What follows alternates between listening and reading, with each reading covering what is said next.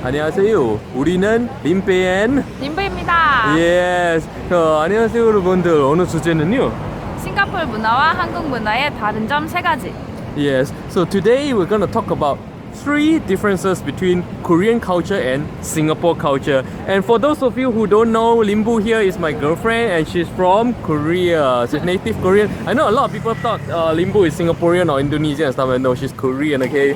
So today we're gonna share with everybody while on our way to dinner 3 differences between very distinct differences between Singapore and Korean culture, right? Yep. And one important thing to take note is that we're talking about Koreans in Korea, okay?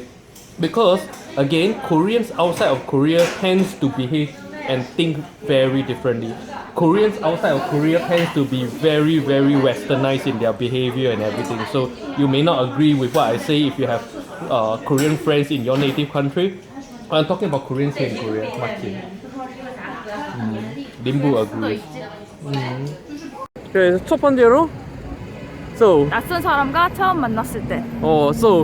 when we meet new friends, okay, when we meet new friends, like the Koreans, it is polite in Korean culture to maintain a certain distance and to observe very, very formal protocols. Okay, that's being polite. But whereas in Singapore culture, Hey bro. we want to break the ice quickly so that everybody, when we meet new friends, we want everybody to feel comfortable. We want everybody to feel like it's like without barriers, you know. So we strive to break the ice quickly by, you know, like closing in quickly, by making jokes quickly and stuff like that. But in Korean culture, that's not good, right? Yep. Why is that so? I think they feel uncomfortable, so they try to be polite. They don't want to be talkative.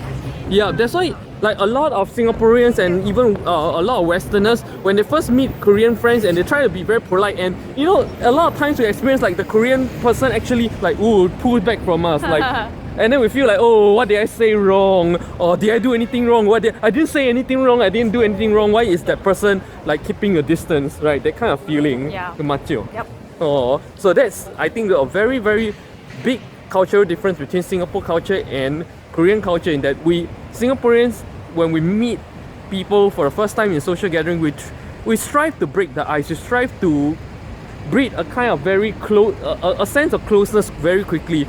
But Koreans, they want to maintain that distance and maintain the protocol, which is very, very important in Korean culture, right? Yep. In fact, for Singaporeans, if you try to keep your distance when you first meet us, it feels to us like you don't want to be our friend, like you're being rude, like you're being unfriendly. So it's not just different, but it's completely opposite. Yeah. Which brings us to the second point, which is age. Age is very important in Korean culture, right? Age. Absolutely. Yeah. I think there's a kind of like age worship going on, right? Yeah. Like how is that so? Young people should be polite, especially to old people. Yeah. Everywhere. And For example, in the subway, in anywhere. even if you're just like maybe 1 year older than the person. Yep.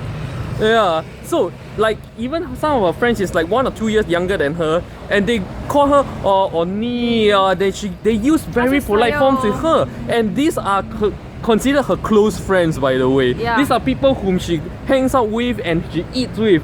And just because she's like 1 or 2 years older than some of them, they go like, Oni, Oni, Yeah. very extremely polite. Yeah. But like Singaporeans, we respect the elders for sure. Okay, we respect elders, but we don't give that kind of we don't go overboard with the age thing. Like you may be 5 years, or even most of my close friends are like 5 to 6 years older than me, and I don't try to be overly polite or like to be humble with them. Yeah. To me, they are my equal, even if they are 5, 6, some 10 years older than me. I don't really care. But Korean, you can't do that, right? Yeah. For me, for the first time, I realized that Jason's friend, they are older than him, like 4 years and 5 years. Oh, you can be friends like that. Yeah, but in Korea, that's hard, right? Like if you're with someone 4 or 5 years a senior, Yeah. it's very hard to be friends, right? We can be Yeah, in Korea, people can be friends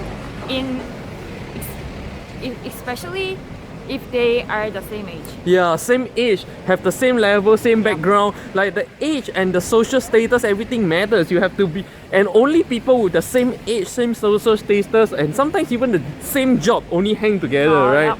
Yeah. So like unlike in Singapore, where we don't go overboard with the age thing. Like Singapore, we respect our elders. Okay, if you are old and everything, we say please. We try to be respectful and polite, but we don't show it in like trying to be too formal or like humbling ourselves. We don't. There's no need to humble ourselves to show politeness to seniors and stuff like that. You know. So what's the say ka chin boy ah? Next thing. And that brings us to like you know, when we were talking about work and stuff, like Korean men, they put work over their family, right? Is that true? I think they are hard workers. Yeah, like they work like what 10, 15, 16 hours a day if they are on in a good company, right? Yep. They think that they should get a lot of money for their family. But in most of the cases I see about Korean men is that they do all that at the expense of the family. They don't spend any time with the family, and a lot of times they sacrifice the family for their work.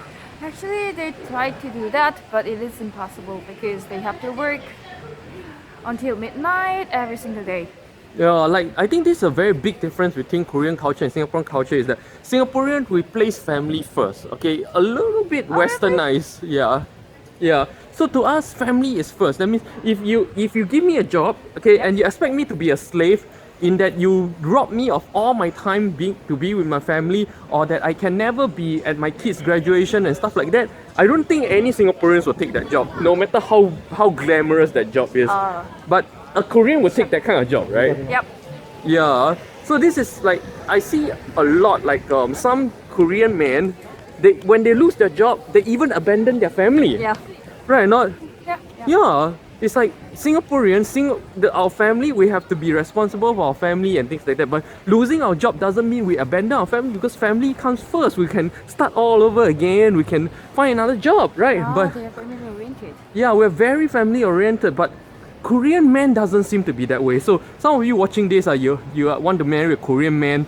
I'm telling you seriously, I've not met an exception to this. I've not met an exception to this rule. Korean men are extremely ambitious, and most of them, I would say 90%. Maybe there are 10% outliers, you know, like in all societies, there are outcasts and there are exceptions, but I would say 80-90% of them, they will give anything to pursue their career. And even though they may say that it's for their family, but ultimately it's really just for themselves. Because I see so many of them, when they lose their job or when they fail at their work, they either commit suicide or they abandon their family and go homeless, which is very irresponsible. I've not heard of nor seen any Singaporean do something like that before. So there you have it. Yeah. The difference between Singaporean and Korean culture. 3 differences. Yeah. Like since the last video, some of you keep saying like, you know, it's just you, Singaporean talking. How can you represent Koreans to talk to say about how Koreans think about Singaporean stuff? Okay, so today I have my Korean girlfriend here. Okay, how can or not? Now can or not? Hey. Okay, guys, see you guys next time.